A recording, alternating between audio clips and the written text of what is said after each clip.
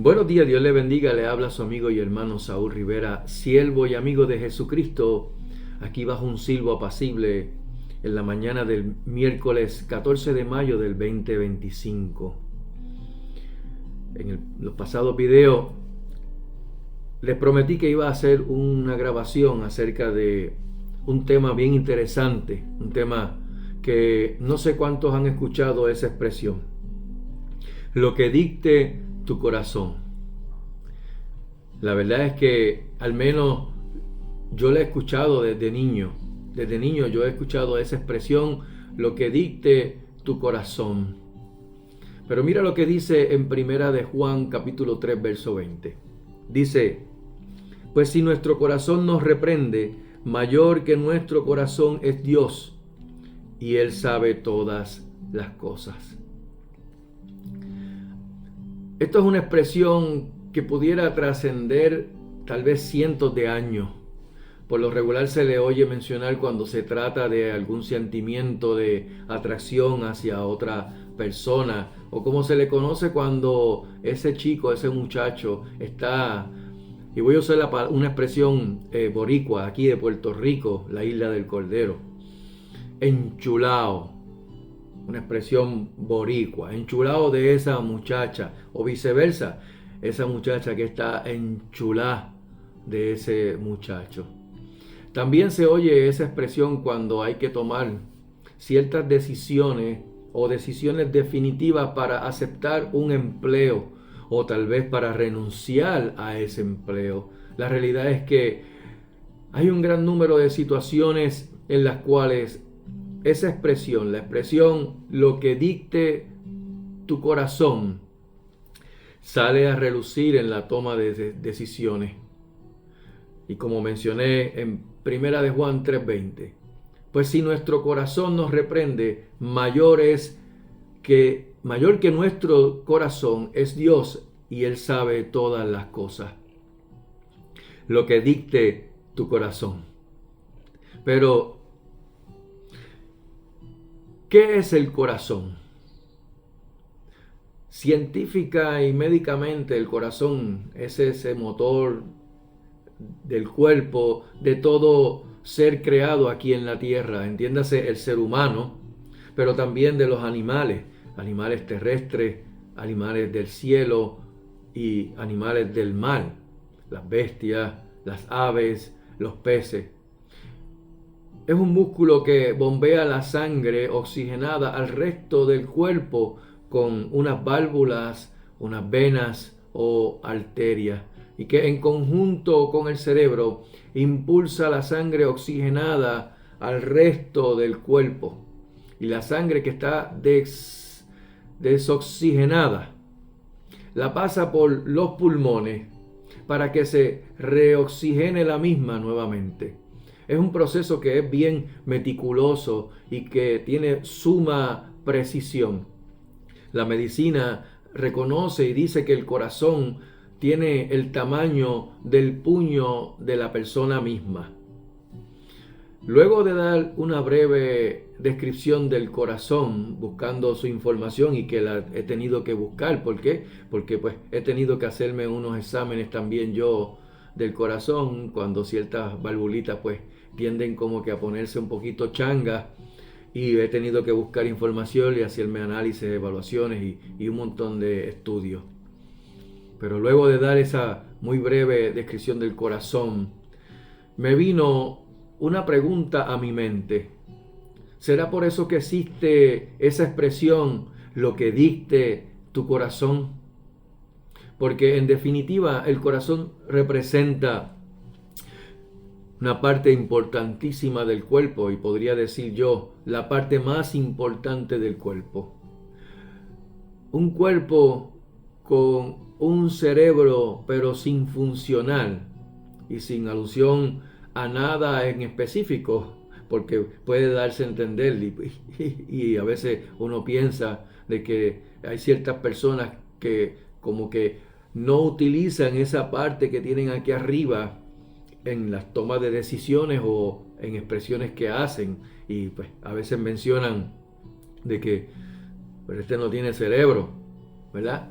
pero sin hacer alusión a nada en específico, un cuerpo con un cerebro sin funcionar puede seguir funcionando ese cuerpo, aunque con un deterioro que se describe como crítico para las funciones del cuerpo mismo. Pero un cuerpo sin su corazón muere. Por lo que nuevamente pues hago la pregunta, ¿será por eso que existe esa expresión, lo que dicte tu corazón?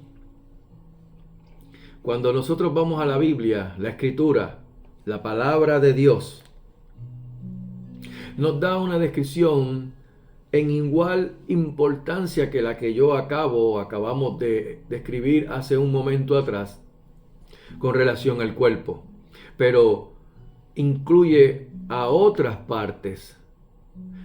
Y este es en el caso específicamente del ser humano.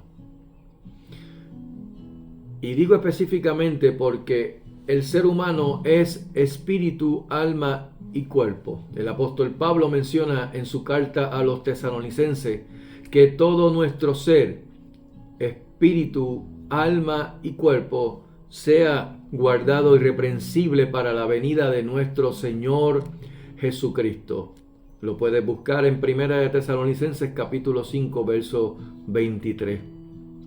Y cuando hablamos de espíritu, alma y cuerpo, toda persona debe saber y entender que dentro de la cristiandad, el espíritu es dado por Dios.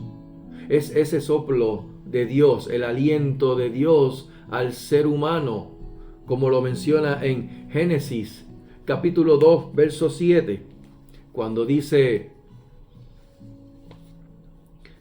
entonces Jehová Dios formó al hombre del polvo de la tierra y sopló en su nariz aliento de vida, y fue el hombre un ser viviente.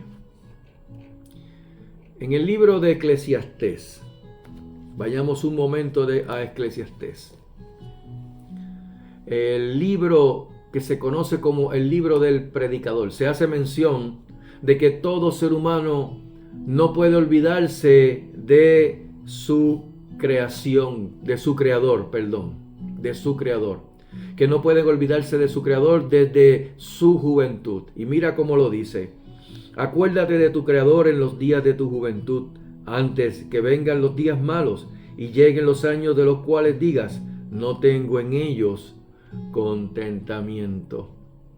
Y es ese mismo capítulo, o en ese mismo capítulo, que el predicador nos recuerda o que nos menciona a dónde es que va el espíritu del hombre. Dice en el verso 7: y el polvo vuelve a la tierra como era, y el espíritu vuelve a Dios que lo dio.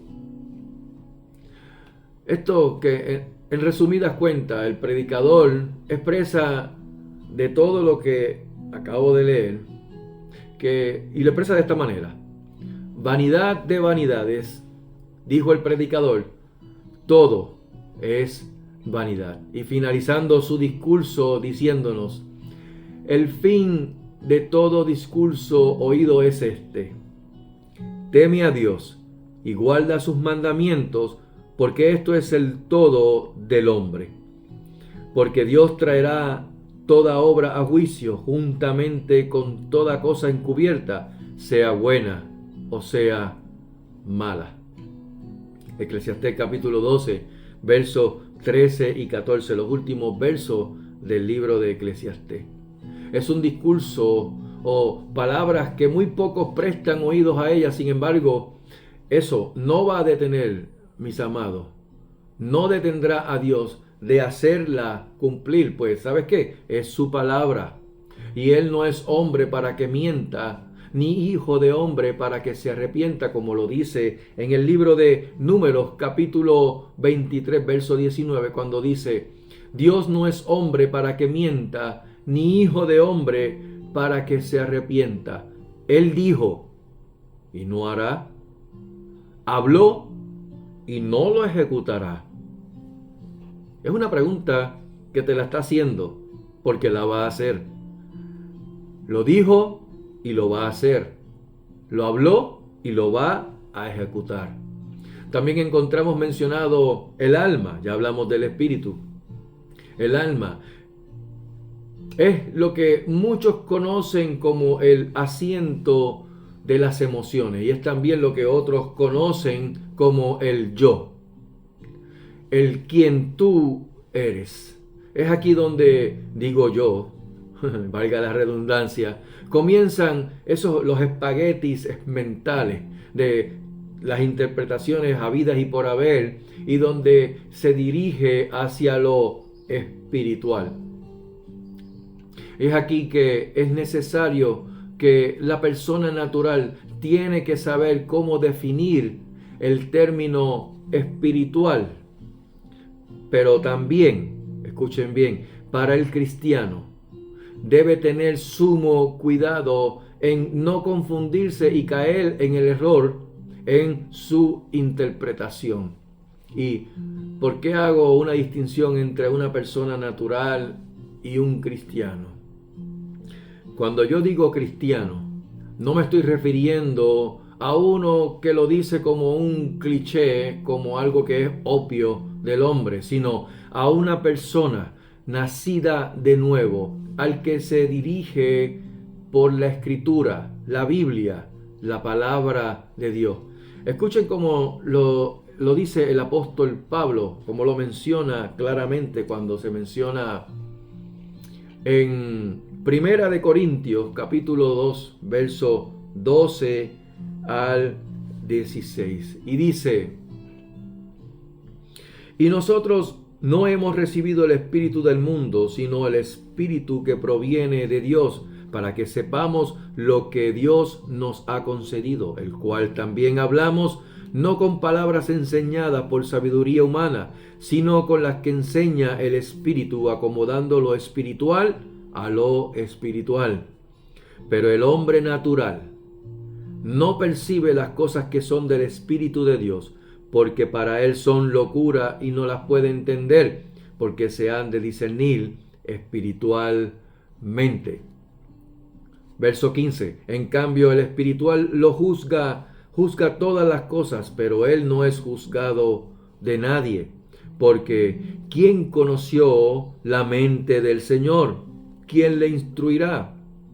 Mas nosotros tenemos la mente de Cristo. Y cuando aquí se habla acerca de juzgar, no está hablando referente a condenar, sino a tomar juicio, a analizar, evaluar y llegar a unas conclusiones de acuerdo a eso que juzgo, pero conforme a la palabra, al Espíritu Santo, no conforme a nuestros pensamientos y a nuestras emociones. De modo que cuando la Biblia nos habla del corazón, no se está refiriendo a ese miembro del cuerpo, a ese músculo que bombea la sangre del cuerpo, sino más bien a la mente, a los pensamientos, los cuales están ligados al alma, a quien tú y yo somos.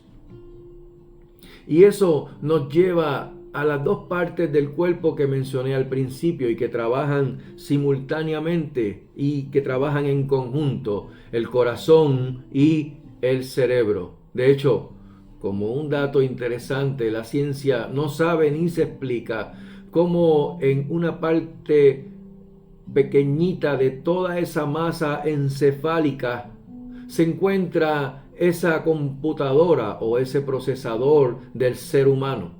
Simplemente saben que al ocurrir emociones o sentimientos, esa partecita pequeña del cerebro, pequeñita, bien pequeña, que se le conoce como el cerebelo, se activa junto con lo que se conoce como el sistema límbico, generando una energía en forma de impulsos eléctricos y químicos y que solo se detectan por una electroencefalografía o con su sigla EEG.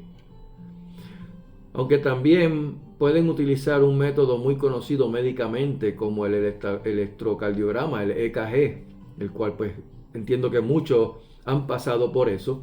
Yo lo he tenido que experimentar porque le ponen unos chupones para detectar unos impulsos dentro de lo que es el cardiograma. También está la pupilometría, y es la que mide el tamaño de la pupila del ojo, lo relaciona o que está relacionándolo a alguna emoción, sensación o sentimiento que lo altere, que lo dilate. Lo que dicte tu corazón. ¿Cuál es el problema con esa expresión? ¿Qué nos dice la Escritura? ¿Qué nos dice la Biblia? Vayamos a Jeremías. Jeremías capítulo 17, verso 9. Dice la Escritura: engañoso es el corazón más que todas las cosas y perverso. ¿Quién lo conocerá? ¿Quién conoce el corazón? Voy a leer el verso 10. Yo Jehová, que escudriño la mente, que pruebo el corazón para dar a cada uno según su camino, según el fruto de sus obras. Cuando vamos al principio, al Bereshit, al Génesis de la historia, vamos a enterarnos y nos vamos a percatar de un problema que Dios vio en los hombres. Un problema bien crítico, bien craso. Acompáñeme y vayamos a Génesis capítulo 6, verso 5. Dice: y vio Jehová que la maldad de los hombres era mucha en la tierra, y que todo designio de los pensamientos del corazón de ellos era de continuo solamente el mal. Si los sentimientos y los pensamientos están intrínsecamente ligados al corazón, entonces debemos ver cómo podemos o de qué manera podemos redirigir nuestro corazón. Y una de las maneras de comenzar es por medio del valor. ¿Qué cosas dentro de mis pensamientos y dentro de mis sentimientos tienen valor sobre otras cosas? Por ejemplo, miremos el caso de Adolfo Hitler, un hombre que era dirigido por lo que dictaba su corazón. Hombre que dijo: yo sigo mi rumbo con la precisión y la seguridad de un sonámbulo. ¡Wow! Sigo mi rumbo con la precisión y seguridad de un sonámbulo. Y todos sabemos lo que este hombre hizo a millones de judíos y no judíos en la Segunda Guerra Mundial, con su famoso holocausto y con esas fosas comunes donde depositaban los cuerpos de millones de muertos por el holocausto. Es un ejemplo indiscutible de un espíritu de estupor, tema que hablo en uno de mis videos, espíritu de estupor.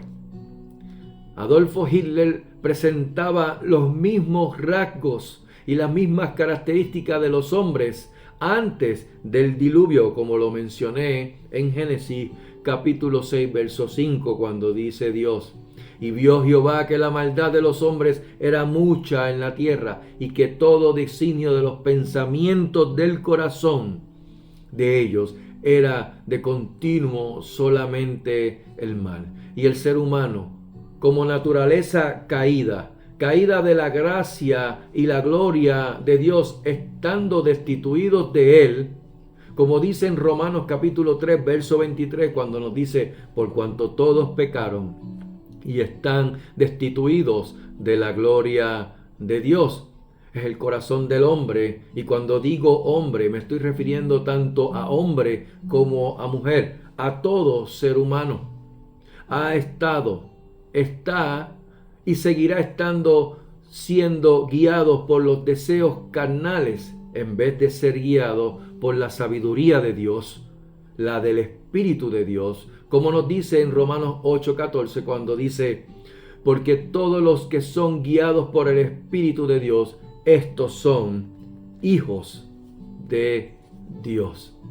En cambio, todos los que son guiados por sus deseos carnales, de su interior, de sus corazones, salen.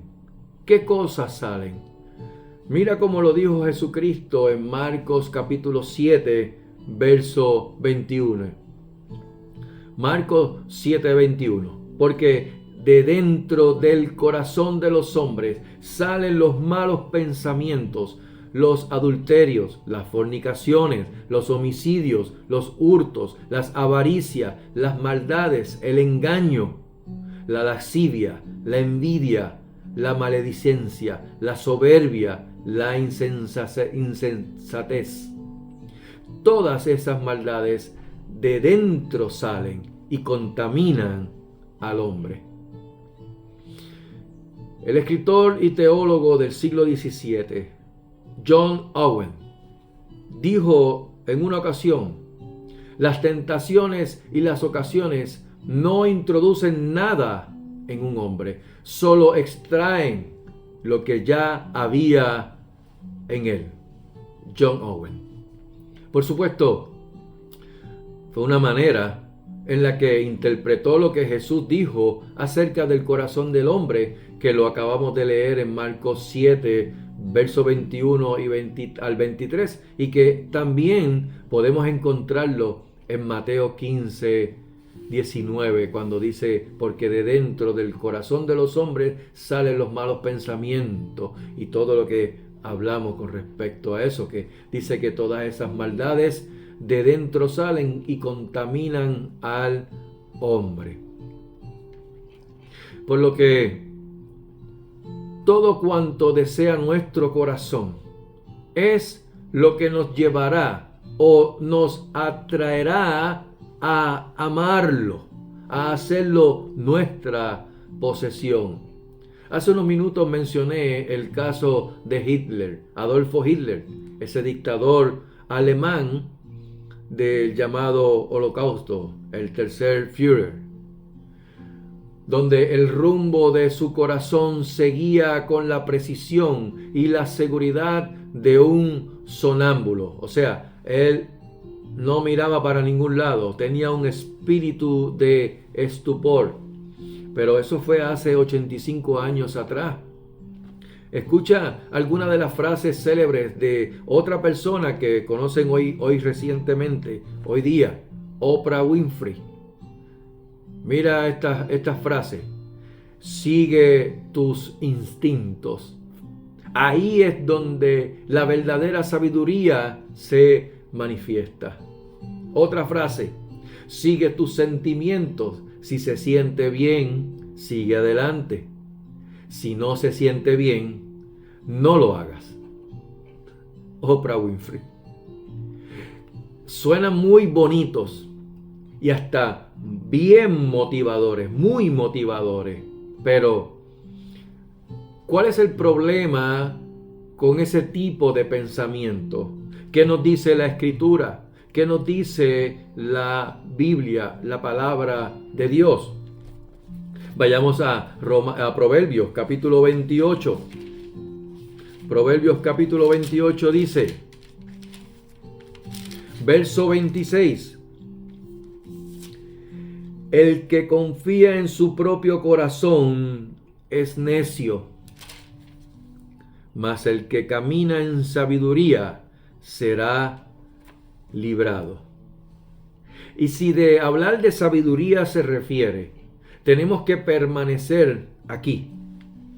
La Escritura, la palabra de Dios, la Biblia, la cual es de su inspiración y es útil ¿para qué? Para enseñarnos, para corregirnos, para redarguirnos, para instruirnos en justicia. ¿Para qué? Para poder aplicarlos a nuestra vida, a nuestro corazón. Veamos, por ejemplo, Salmo 111, verso 10, dice: el principio de la sabiduría es el temor de Jehová, Buen entendimiento tienen todos los que practican sus mandamientos. Su loor permanece para siempre. Aleluya. Proverbios capítulo 9, verso 10 nos dice: el temor de Jehová es el principio de la sabiduría, y el conocimiento del Santísimo es la inteligencia. Y Proverbios capítulo 1, verso 7 dice: el principio de la sabiduría es el temor de Jehová. Los insensatos desprecian la sabiduría y la enseñanza. La Biblia llama necio e insensato a todo aquel y a toda aquella que procura la sabiduría de su interior, del que confía en su propia prudencia, en su propio corazón. ¿Cuál es la receta que Dios, por su palabra, le da a una persona que se guía o que se deja guiar por lo que dicte su corazón? Porque siempre Dios señala, muestra la condición del ser humano. De hecho, la Escritura, la Biblia, la Torá, la ley de Dios, hace ver a la persona cuál es su condición ante Dios. Pero también Dios no lo deja ahí. Dios da su receta. ¿Cuál es la receta que Dios nos da? Proverbios capítulo 3, verso 5. Dice: fíate de Jehová de todo tu corazón y no te apoyes en tu propia prudencia. Entonces, ¿qué es lo que más valoramos? A mí me gustó una expresión que hizo un hermano de la fe, el hermano Emil E.C. Swain.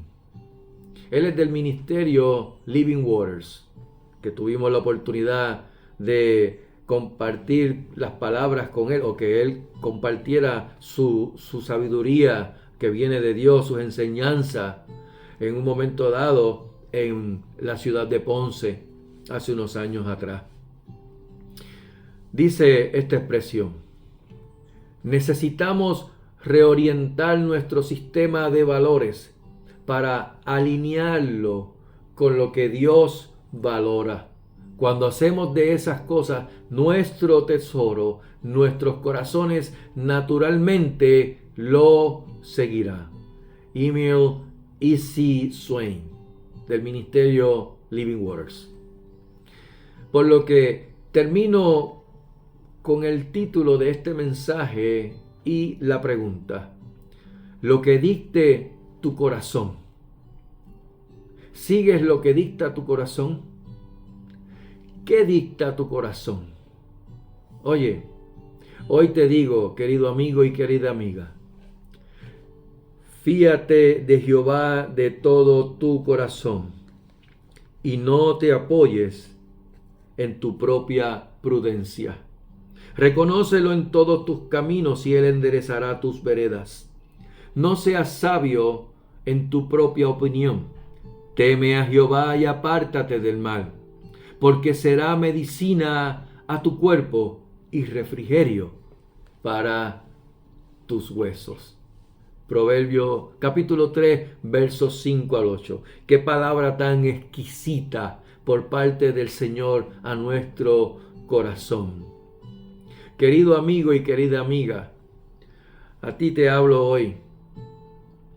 Yo no sé qué es lo que dicte tu corazón. Fue la pregunta que hice hace unos segundos atrás.